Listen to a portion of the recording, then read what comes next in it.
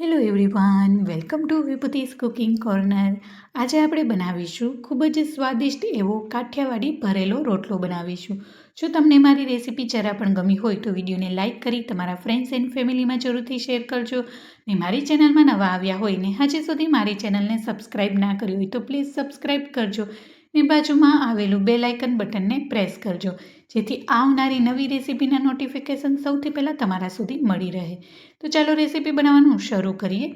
કાઠિયાવાડી ભરેલો રોટલો બનાવવા માટે અહીંયા સૌથી પહેલાં રોટલા માટેનું સ્ટફિંગ બનાવીશું. તો તેના માટે એક નોનસ્ટિક પેન લીધું છે અને તેમાં 2 ચમચી જેટલું તેલ લીધું છે. તેલ સારી રીતના ગરમ થઈ ગયા બાદ તેમાં 1/4 ચમચી જેટલી હિંગ અને 2 ચમચી જેટલી આદુ અને મરચાંની પેસ્ટ નાખીશું. આદુ મરચાંની પેસ્ટ નાખ્યા બાદ એને ચમચાની મદદથી મિક્સ કરી અને થોડીવાર માટે એને સાતળી લઈશું. હવે આદુ અને મરચાં સારી રીતના સતળાઈ ગયા. હવે તેમાં અડધા કપ જેટલું એકદમ ઝીણું બારીક સમારેલું લીલું લસણ નાખીશું અને ત્યારબાદ 1 બાઉલ જેટલું એકદમ ઝીણી બારીક સમારેલી લીલી મેથી નાખીશું. અને લીલી મેથીને ખૂબ જ સારી રીતના પાણીથી ધોઈ અને એને સારી રીતના નિતારી લીધી છે. હવે તેમાં અડધા કપ જેટલું ઝીણું બારીક સમારેલી કોથમરી નાખીશું અને ચમચાની મદદથી સારી રીતના મિક્સ કરી લઈશું. અહીંયા જો તમારે લીલી ડુંગળી નાખવી હોય તો પણ નાખી શકો છો, અથવા તો જો તમે લસણ કે ડુંગળી ન ખાતા હોય તો તમે લીલી મેથીની સાથે તમે એકદમ ઝીણી બારીક સમારેલી પાલક પણ નાખી શકો છો. હવે આપણે સારી રીતના બધું જ મેં મિક્સ કરી લીધું છે અને સાતળી પણ લીધું છે. હવે તેમાં મસાલા નાખીશું. તો અહીંયા મેં અડધી ચમચી મીઠું કે પછી સ્વાદ પ્રમાણે મીઠું નાખીશું, 1/4 ચમચી જેટલું હળદર પાવડર, અડધી ચમચી લાલ મરચું પાવડર, 1 ચમચી ધાણા જીરું પાવડર અને 1 ચમચી જેટલું લસણની ચટણી નાખીશું. જે નોર્મલી આપણે લસણમાં મીઠું અને લાલ મરચું નાખીને બનાવીએ છીએ તે જ લસણની ચટણી નાખીએ છીએ.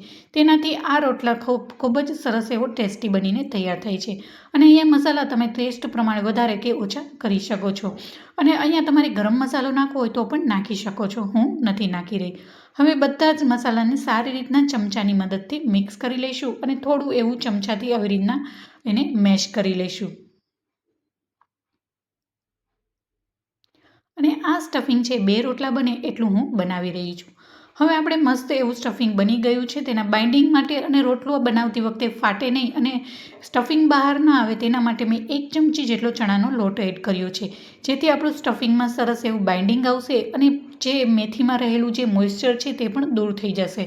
તો મસ્ત એવું આપણું સ્ટફિંગ બનીને રેડી થઈ ગયું છે. હવે આ સ્ટફિંગને આપણે એક પ્લેટમાં કાઢી અને થોડીવાર માટે ઠંડુ થવા દઈશું.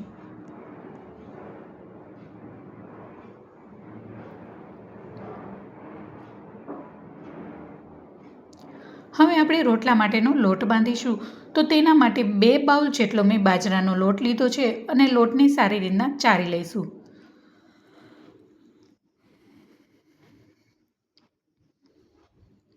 હવે ચરાઈ ગયું છે. હવે તેમાં સ્વાદ પ્રમાણે મીઠું નાખીશું અને હાથ વાળે જરૂર પડે એમ થોડું થોડું પાણી એડ કરતા જશું અને રોટલા માટેનો લોટ બાંધી લઈશું. બાજરાનો લોટ છે એ ચીકાસવાળો હોય છે, એટલે પાણી છે એ જરૂર પડે તેમ જ જાળવીને નાખીશું. જો લોટ વધારે ઢીલો થઈ ગયો તો આપણે રોટલો છે એ સારો નહીં બને અને સ્ટફિંગ છે એ રોટલો બનાવતી વખતે બહાર આવી જશે અને તૂટી જશે. એટલે ખાસ એ વાતનું ધ્યાન રાખવાનું છે કે રોટલાનો જે લોટ છે થોડોક એવો ટાઈટ રાખીશું અને પાણી છે હાથ વડે જ આવી રીતના જરૂર પડે એવી રીતના થોડું થોડું નાખતા જશું.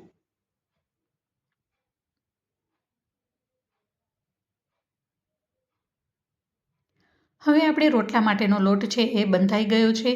હવે સાઈડમાં જે વધારાનો લોટ આપણે જરૂર પડે એટલો લઈશું અને વધારાના લોટને આવી રીતના કાઢી લઈશું.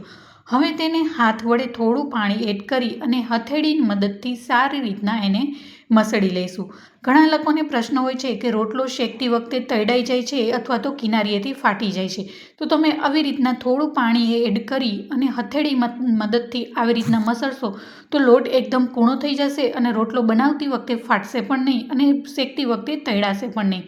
તો આવી રીતના હથેળીએથી મસળતા જશું અને પાણીમાં હાથને થોડો થોડો બોરતા જશું અને સારો એવો લોટને આપણે મસળી લઈશું. તો તમે જોઈ શકો છો સાઈડમાં રાખેલો લોટ અને આ લોટના કલરમાં ઘણો એવો ડિફરન્સ થઈ ગયો છે અને લોટ એકદમ કૂણો માખણ જેવો બનીને તૈયાર થઈ ગયો છે. તો જ્યારે પણ તમે રોટલા બનાવો તો તમે બની શકે એટલું વધારે મસળશો તો તમારા રોટલા છે એકદમ સારા એવા બનીને તૈયાર થઈ જશે. હવે એમાં લૂવો મને વધારે લાગી રહ્યો છે એટલે ફરીથી થોડો એવો લોટ કાઢી અને હથેળીમાં પાણીવાળો હાથ કરીને આવી રીતના બાજરાના લોટલાને આવી રીતના આપણે બોલનો શેપ આપી દઈશું. હવે આવી રીતના બોલનો શેપ અપાઈ ગયા બાદ એને રાઉન્ડ કરી અને હથેળી મદદથી થોડોક એવો એને થેપી લઈશું. હવે થેપાઈ ગયા બાદ ઉપરનો ભાગને નીચે આવી રીતના કરી અને થોડો એવો વાટકી જેવો શેપ આપી દઈશું, જેથી આપણે સ્ટફિંગ ભરવામાં સરળ રહે.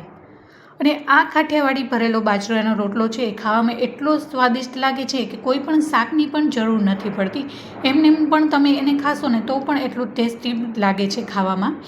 હવે આપણે આ રોટલાનો લુવો આવી રીતના બનીને મેં રેડી કરી લીધો છે. હવે પાટલા ઉપર થોડો એવો મેં બાજરાનો લોટ છાંટ્યો છે. હવે આપણે લુવામાં 1 મોટી ચમચી જેટલું સ્ટફિંગ ભરીશું. સ્ટફિંગ ભરાઈ ગયા બાદ એને આવી રીતના થોડુંક આવી રીતના હાથ વડે એને પ્રેસ કરી લઈશું, જેથી રોટલો બનાવતી વખતે આપણું સ્ટફિંગ બહાર ન આવે.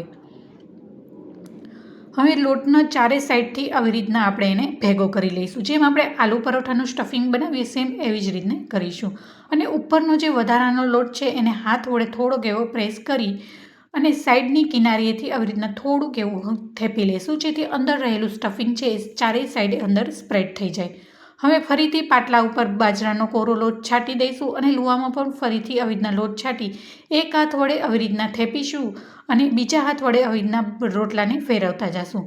જેમ બની શકે એમ એકદમ હળવા હાથે આ રોટલાને થેપવાનું છે. જો વધારે વજન દઈને આ રોટલાને થેપીશું તો અંદરનું સ્ટફિંગ છે એ બધું બારે આવશે અને રોટલો છે એ ફાટી જશે. એટલે ખાસ એ વાતનું ધ્યાન રાખવાનું છે. એકદમ હળવા હાથે આપણે આવી રીતના રોટલાને થેપતા જશું અને આવી રીતના ફેરવતા જશું. તો સૌથી પહેલાં અહીંયા સાઈડની કિનારીઓને આપણે થેપી લઈશું. ત્યારબાદ એને એકદમ હળવા હાથે વચ્ચેથી થેપી લઈશું. તો મસ્ત એવો આપણો કાઠિયાવાડી ભરેલો રોટલો છે એ થેપાઈ ગયો છે. અને આ રોટલો છે એ પાટલામાં જ બનશે. તમે હાથેથી થેપીને કરશો તો તમારો રોટલો છે એ નહીં બને. હવે આપણે રોટલો બની ગયો છે. હવે એને શેકી લઈશું. તો અહીંયા મેં પહેલેથી જ તાવડી ગરમ થવા માટે મૂકી દીધી હતી અને જે સાઈડથી આપણે રોટલો બનાવ્યો છે એ ભાગને આપણે આવી રીતના ઉપર રાખીશું અને ઉપરથી થોડું એવું પાણીવાળો હાથ કરી દઈશું. હવે 1 મિનિટ બાદ આપણે રોટલાને આવી રીતના તવીથાની મદદથી તાવડીથી થોડોક એવો અલગ કરી લઈશું. હવે ફરી 1 થી 1.5 મિનિટ બાદ જોઈએ તો આપણે એક સાઈડ છે એ રોટલો છે એ સારી રીતના શેકાઈ ગયો છે. હવે બીજી સાઈડ શેકી લઈશું.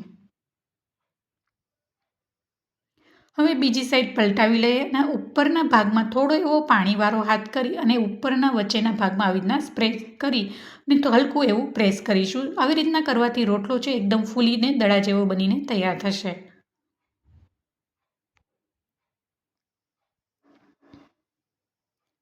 હવે જે ભાગમાં પાણી લગાવ્યું હતું એ સાઈડ ફરીથી એને પલટાવી લઈશું અને એને શેકવા દઈશું.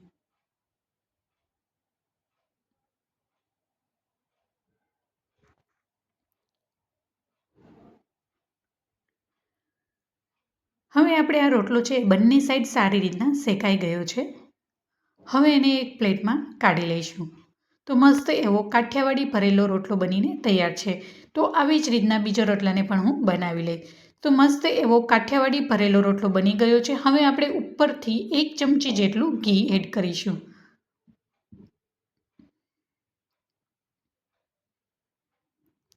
અને આ રોટલાને તમે સવારે નાસ્તામાં, બપોરે જમવામાં કે રાતના જમવામાં પણ લઈ શકો છો. એટલો ટેસ્ટી બનીને તૈયાર થાય છે અને ખૂબ જ સરળ રીતે આજે આ રેસીપી તમારી સાથે શેર કરી છે. તો ચોક્કસથી તમે આવી રીતના બનાવશો ને તો પહેલી જ વારમાં તમારો પરફેક્ટ રીતના ભરેલો રોટલો ઘરે બનીને તૈયાર થશે. હવે 1 ચમચી જેટલું મેં ઘી લગાવી લીધું છે. હવે ચાકાની મદદથી આવી રીતના સાઈડની કિનારીએથી તમને તોડીને બતાવું તો મસ્ત એવું સ્ટફિંગ છે આપણે ચારે સાઈડથી સારી રીતના સ્પ્રેડ થઈ ગયું છે.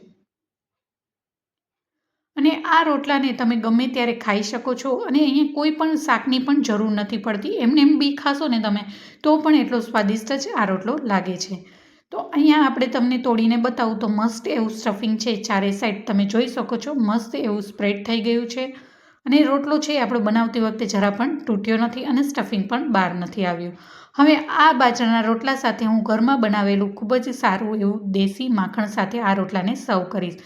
અને માખણ સાથે ખાવાથી આ રોટલો એટલો ટેસ્ટી લાગે છે અને એને તમને એમને એમ બી ખાઈ શકો છો. હવે તેને સર્વિંગ પ્લેટમાં લઈ લઈશું.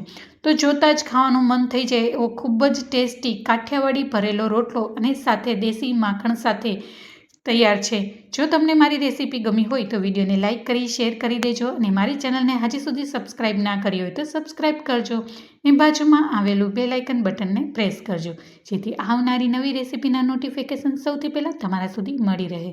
ફરી મળીશું એક નવી જ રેસીપી સાથે અને એક નવા જ સ્વાદ સાથે. ત્યાં સુધી આવજો and thank you for watching.